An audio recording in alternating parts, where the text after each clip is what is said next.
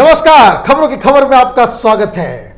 Border पे पिटाई खाने के बाद चीन को अचानक शांति का संदेश देना पड़ रहा है। आज की खबर है कि चीन की सरकार ने यह कहा है कि जो बॉर्डर पे हिंदुस्तान और चीन की फौज के बीच जो गुत्थम गुत्थी हुई, जो मारपीट हुई है, उस पे वो लोग बाकायदा शांति और उसको मेंटेन करेंगे। और इंडिया से भी गुजारिश की है कि जब तक ये मसला सॉल्व नहीं होता है बॉर्डर का, हम लोग जो है वहाँ पे किसी तरीके से कोई हिंसा को भड़काएंगे नहीं और इस तरह की घटनाओं को फिर से दोहराया नहीं जाएगा, इसकी अपील भी की है और भारत को ये संदेश भी दिया है।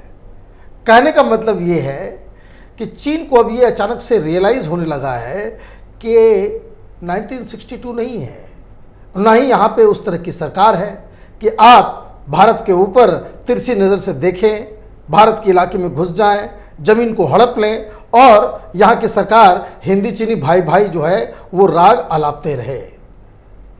सिक्किम में जो गुत्थम गुत्थी हुई है उसको लेकर के मेरे पास बहुत ही एक्सक्लूसिव और बहुत मज़ेदार जानकारी है कि किस तरह से वहाँ पे चीन और हिंदुस्तान के फौजों के बीच में जो मारपीट हुई है उसकी ऐसी सी कहानी हमारे पास है कि जिसे सुन के आपका कलेजा गदगद हो जाएगा। लेकिन उस कहानी को बताने से पहले मैं आपको बता दूं कि यहाँ पे तो ये लोग सिक्किम में पिटे, नाथुला में, और लेकिन इसका असर लद्दाख में देखने को मिला।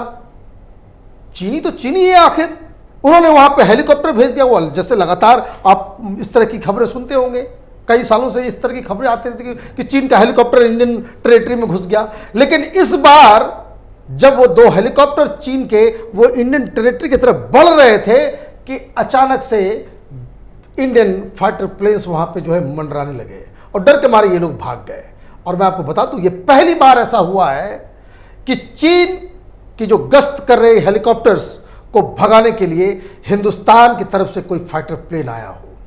और ये बात करके कि अगर आपने उस जोन को क्रॉस किया तो आप इस फाइटर प्लेन को दिखाने के लिए नहीं है, फिर आपको बॉर्डर क्रॉस करने के जुर्म में जो है बाकायदा इधर आपको पकड़ लिया जाएगा या फिर उसको उड़ा दिया जाएगा। तो ये मसला जो है ये इस तरह से हो रहा है। लेकिन मजेदार बात क्या है कि जो नाथुला में जो खबर आई कि वहाँ पे मारपीट हो रहा है, वहाँ पे चाइनीज़ घुस आए थे और वहाँ पे जो है काफ़ी हिंसा हुई, बहुत सारे लोग घायल हैं।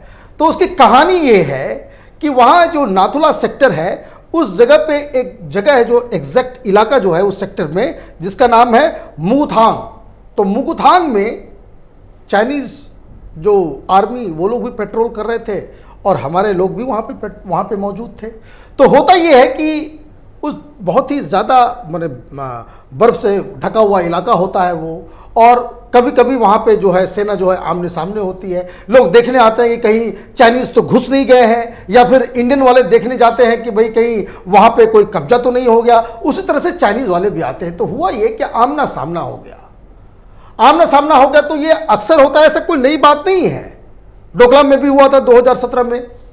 तो होता क्या है कि इन नॉर्मल प्रोसेस वहाँ पे होता ये है कि चाइनीज़ लोग भी जो इंग्लिश और हिंदी में जो है वो बैनर्स लेकर के आते हैं कि ये ज़मीन हमारा है, ये ज़मीन हमारा है, यहाँ से आप चले जाओ।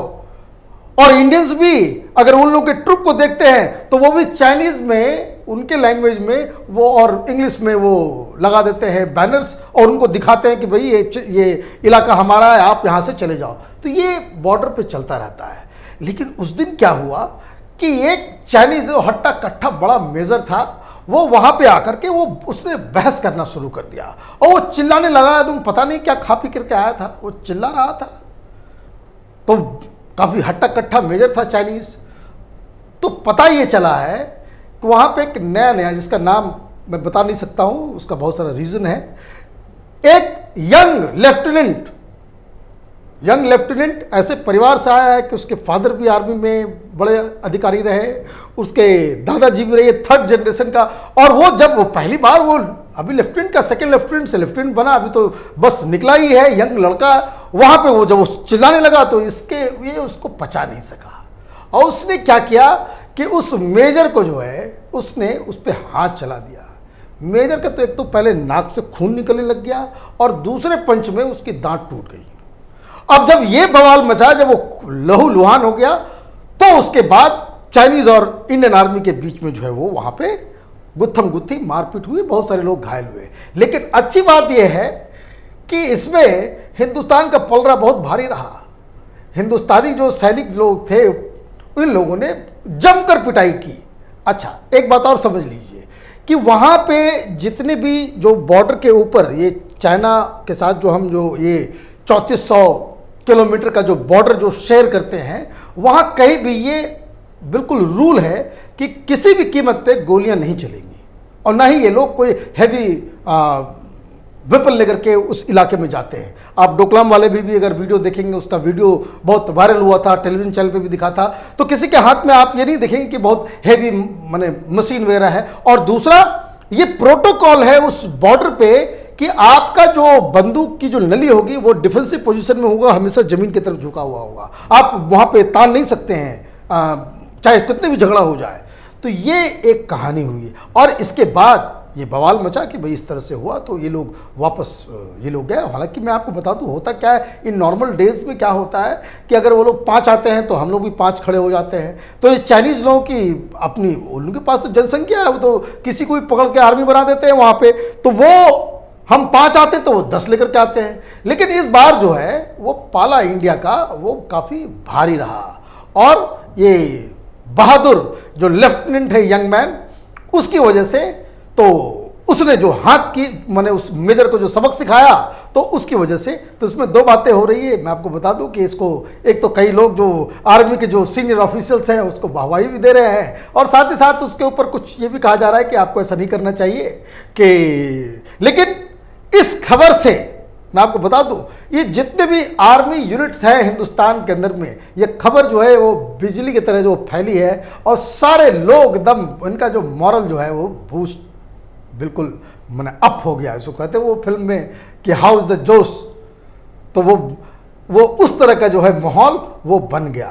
लेकिन खबर एक आ रही है पाकिस्तान से भी। ये पीओके में एक जो कठपुतली प्राइम मिनिस्टर है उसने धमकी दी है कि हिंदुस्तान के ऊपर हमला कर देना चाहिए। कैसे करोगे आप? तो जिस इलाके के तथाकथित प्राइम मिनिस्टर हो उस इलाके में खुल के घूम नहीं सकते, बिना सिक्योरिटी के आप जाओगे तो वहाँ के लोग ही आपको जो है 72 हूर के पास भेज देंगे। लेकिन फिर भी इन्होंने जो है, जब से ये गिलगिट बल्टिस्तान का न्यूज़ बुलेटिन में हम लोगों ने शामिल किया है और जिस तरह से हमारे विदेश मंत्रालय ने यह कहा है कि पीओके और गिलगिट बल्टिस्तान ये सब हिंदुस्तान का इलाका है, तो वहाँ पे ये जो है ज़्यादा सूरवीर बन रहे हैं कि भाई अब हिंदुस्तान के ऊपर हमला कर देना चाहिए। खाने के लिए पैसा नहीं है, लोग भूखे मर रहे हैं, कोविड से लोग मर रहे हैं, इलाज के लिए दवाई नहीं है, हॉस्पिटल नहीं है, और तो और जिसे ये गुजारिश कर रहे हैं वो पूरी दुनिया में कटोरा लेकर के घूम रहा है कि किसी तरीके से कुछ आर्थिक मदद कर दो, हमारे जो इंडस्ट्रीज बंद हो रहे हैं, बिजनेस चौपट हो गया है, सारा कुछ हो गया है। और तो और लड़ोगे किससे? हिंदुस्तान से। पाकिस्तान की एक इंटरनल रिपोर्ट आई है कि मालूम चल रहा है कि वहाँ पे तो तोप है लेकिन वो असला बारूद ही नहीं है। कहाँ चलाओगे, किससे चलाओगे? वो पुराने हो गए, वो 30 साल 40 साल, वो पता नहीं, वो आप फेंको इंडिया की तरफ, वो फूटेगा या नहीं फूटेगा पता नहीं। लेकिन फिर भी इसको लेकर के एक नई किस्म की राजनीति शुरू हो गई है। मैं आपको बता दूं कि हिंदुस्तान में अभी तो अंदर हम लोग कोरोना से लड़ रहे हैं, लेकिन बॉर्डर की स्थिति वो धीरे धीरे तनावपूर्ण होती चली जा रही है। उसकी वजह बिल्कुल साफ है कि जो कोरोना के बाद जो पूरी दुनिया में जो एक नया ऑर्डर बनने वाला है, जो नया वर्ल्ड ऑर्डर जो क्रिएट होने वाला है, इसमें हिंदुस्तान की भूमिका बहुत ही ज़्यादा महत्वपूर्ण होने वाली है। चीन के साथ किस तरह से वेस्टर्न कंट्रीज और अमेरिका उसको डील करने वाला है और हिंदुस्तान का उसमें रुख क्या होगा, वो बहुत ही ज़्यादा इंपॉर्टेंट है। और इस बात को चीन ने भी रियलाइज कर लिया है और इसलिए जब ये बॉर्डर के ऊपर पिटने के बावजूद ये शांति संदेश दे रहे हैं, क्योंकि बवाल बहुत बड़ा होने वाला है। क्योंकि कोरोना को लेकर के पूरी दुनिया ने अब ये तय कर लिया है कि इस पूरे जो महामारी हुई है, जो पूरी दुनिया को जो नुकसान हुआ है, इसकी एक एक पाई और एक एक चीज़ जो है उससे चीन से बाकायदा वसूल किया जाएगा। लेकिन ये पिद्दी, ये जो पाकिस्तान ये तो ना घर का है ना घाट का है, पता नहीं चल पा रहा है कि वहाँ क्या होगा।